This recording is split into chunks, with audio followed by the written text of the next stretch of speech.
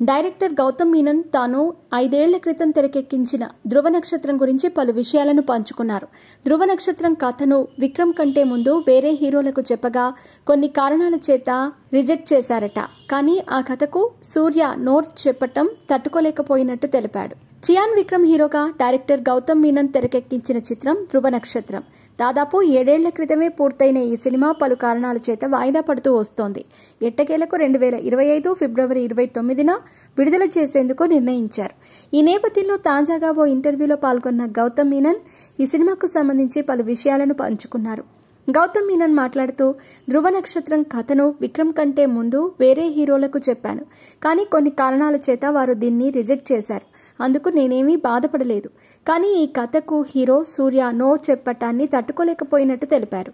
అది తననెంతో బాధించిందని చెప్పారు. ఎన్నో ఏళ్ల క్రితం తెరకెక్కించినప్పటికీ ఈ సినిమా విషయంలో ప్రేక్షకులు ఏమాత్రం బోర్ ఫీల్ అవ్వరని, నేటి తరం ప్రేక్షకులకు ఈ కథ తప్పకుండా నచ్చుతుందని తెలిపారు.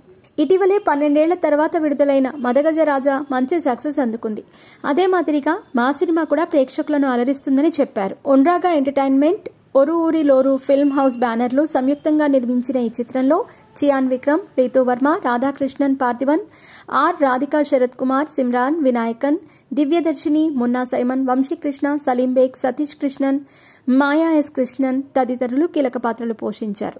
గౌతమ్ మీనన్ తెలుగులో ఏం మాయ చేశావ్, ఘర్షణ, ఎటో వెళ్లిపోయింది మనసు, సాహసం, శ్వాసగా సాగిపో వంటి సూపర్ హిట్ చిత్రాలను తెరకెక్కించారు.